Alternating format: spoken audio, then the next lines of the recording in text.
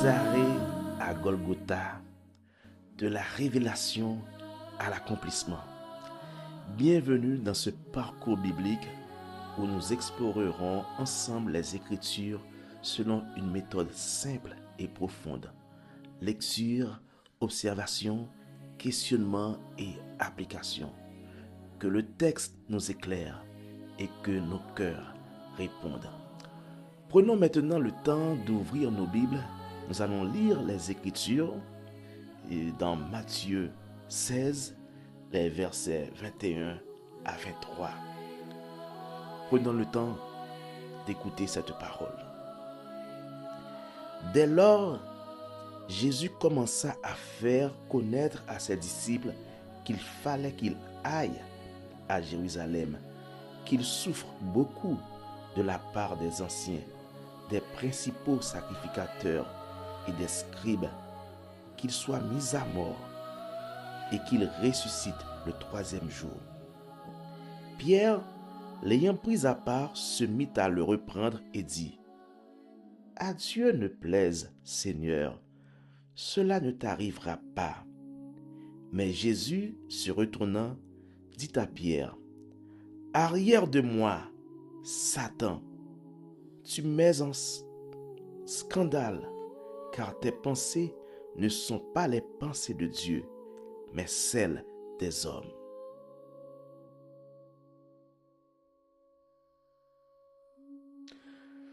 Le texte que nous venons de lire est riche. Il est plus court que le passage que nous avions lu hier dans le premier épisode, mais il est aussi riche parce qu'il y a beaucoup de détails et nous vous invitons à avoir une certaine curiosité lorsque vous lisez ces passages.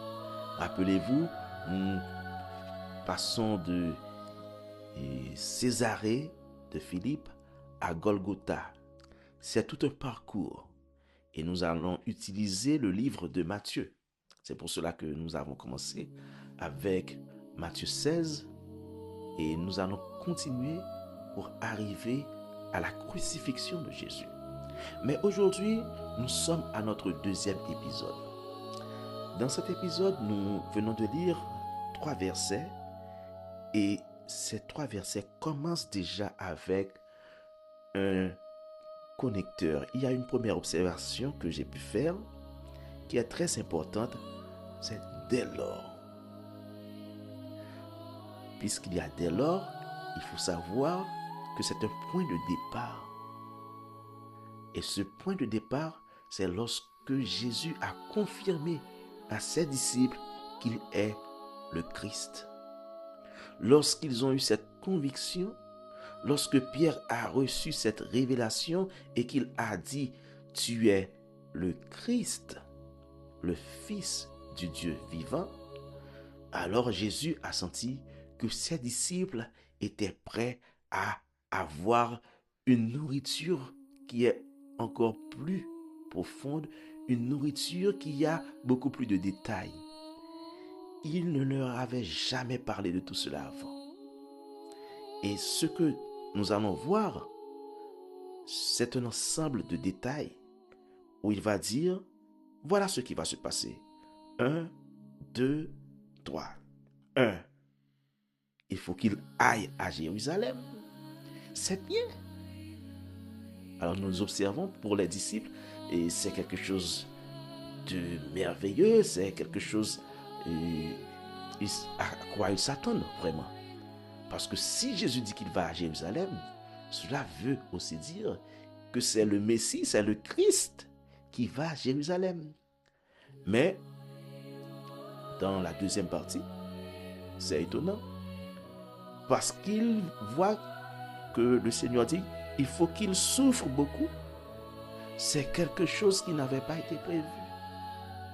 Il n'avait jamais pensé qu'il y avait une question de souffrance et encore plus qu'il y ait une mise à mort.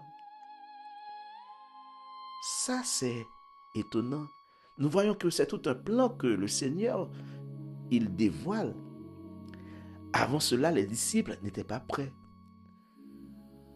Pendant son ministère, malgré qu'ils avaient vu les miracles, malgré qu'ils avaient entendu des enseignements pratiques de Jésus, malgré qu'ils avaient vu son autorité lorsqu'il prêchait, ils n'étaient pas encore prêts à recevoir le plan que Jésus a pour arriver à Jérusalem. C'est quoi? Quelle est cette mission? Ils n'avaient rien compris.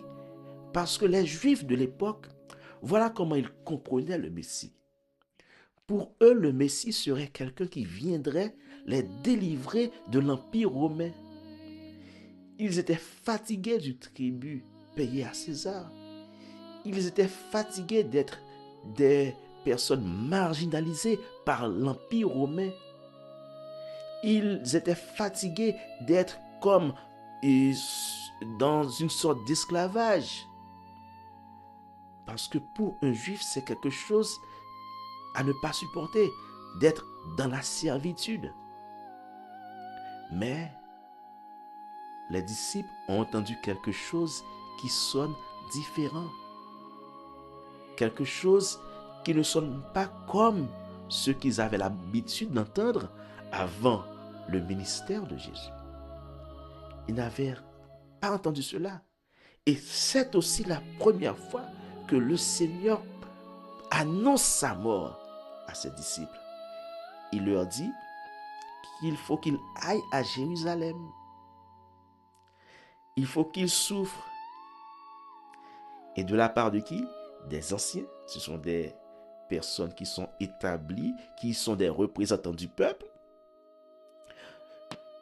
Qu'il faut qu'ils souffrent de la part des principaux sacrificateurs et des scribes. Ce sont des religieux. Donc, le système politique de Jérusalem et le système religieux de Jérusalem va mettre à mort Jésus.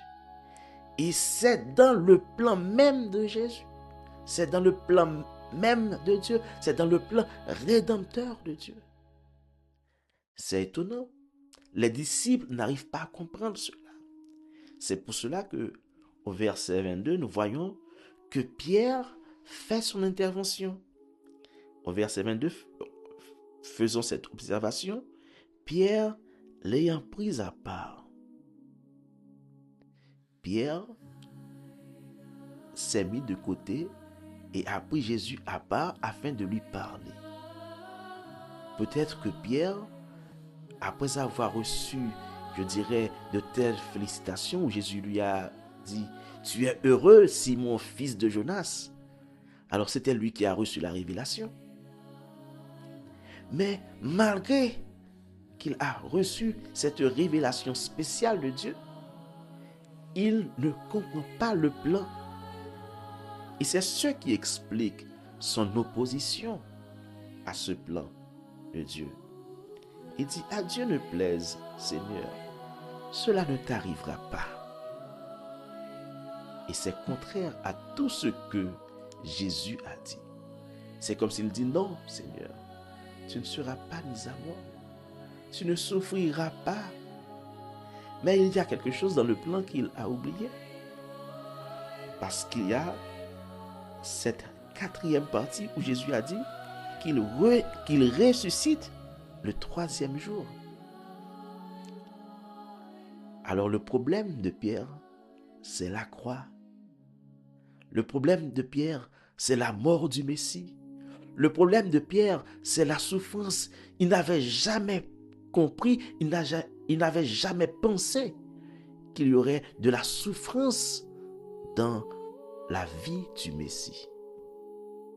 Il n'avait jamais compris cela. Et au verset 23, nous voyons que Jésus le reprend.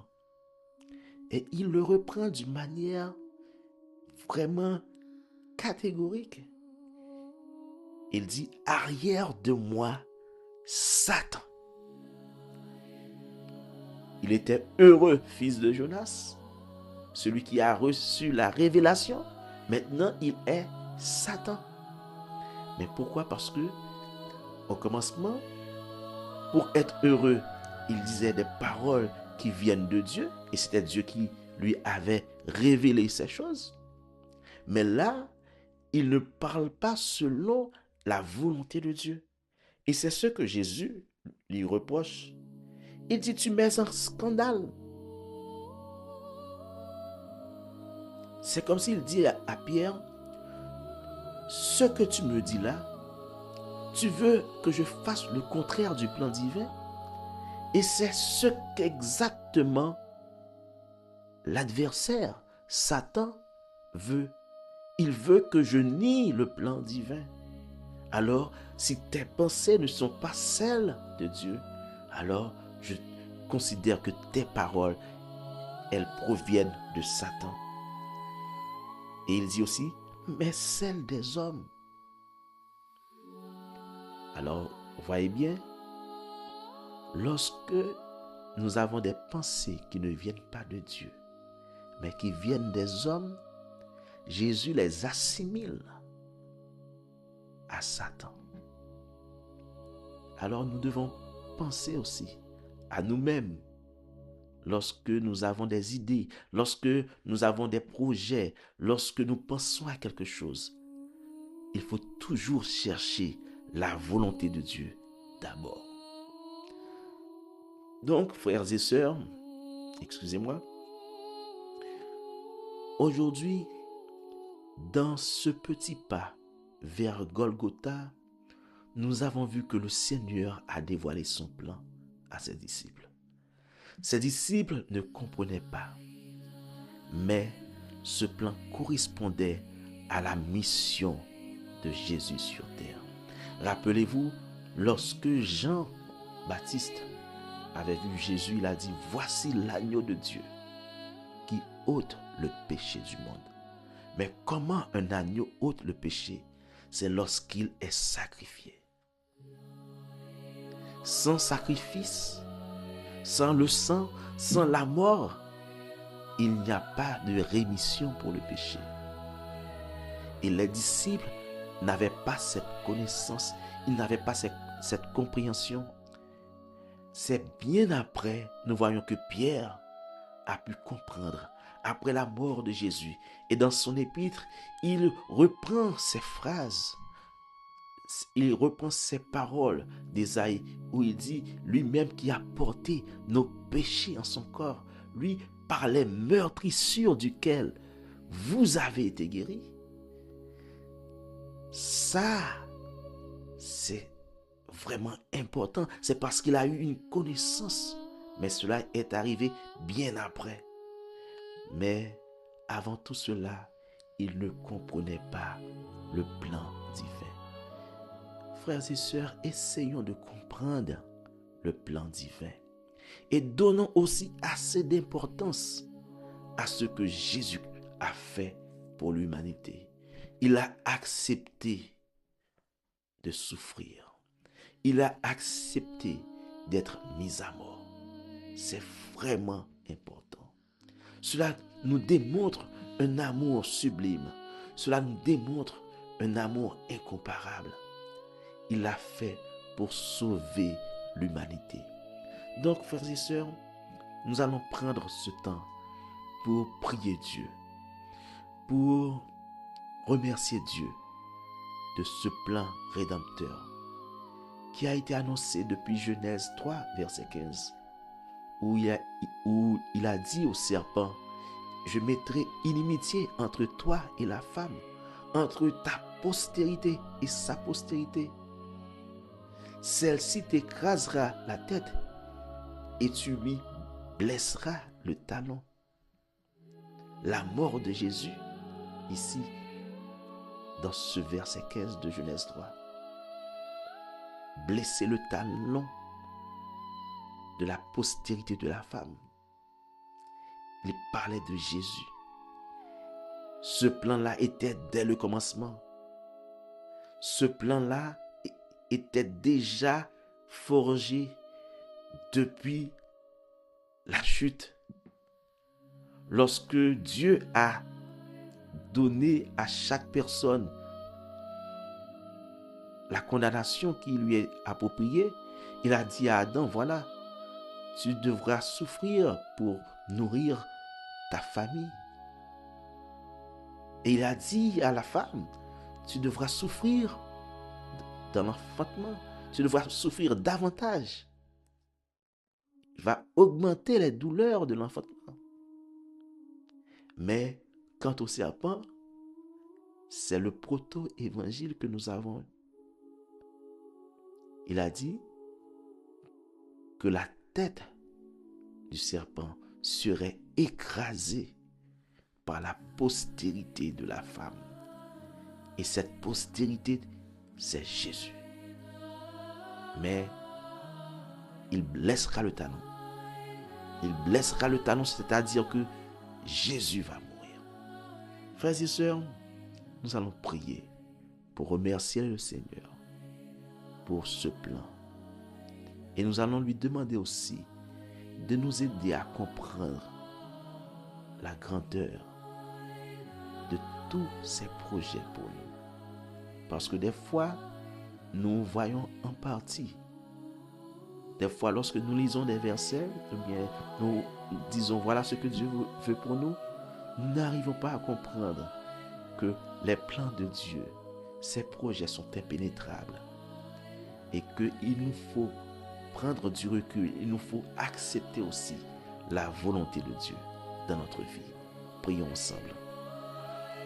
Éternel notre Dieu, notre roi, merci pour cette parole que nous venons de lire. Merci Seigneur parce que tu as permis que nous puissions la méditer, que nous puissions voir beaucoup de choses, que nous puissions faire des observations. Et de ces observations, nous avons pu comprendre que ta mission, ton plan, ta volonté, tes pensées sont meilleures que les nôtres. Et ce sont elles qui prévalent dans notre vie. Merci Seigneur parce que tu as envoyé Jésus, ton Fils, mourir à la croix. Et il a accepté cette mission par amour pour nous. Parce que nous avions péché. Parce que nous étions condamnés. Mais il a pris nos souffrances. Il a pris notre peine. Il a pris notre condamnation. Nous te remercions Seigneur. Permets que chaque jour, nous repassions cela en notre mémoire. Que nous puissions nous rappeler que Jésus-Christ, il n'a pas nié sa mission. Il est allé, il a marché, il a accepté d'entrer dans ce plan et il l'a accompli dans sa chair.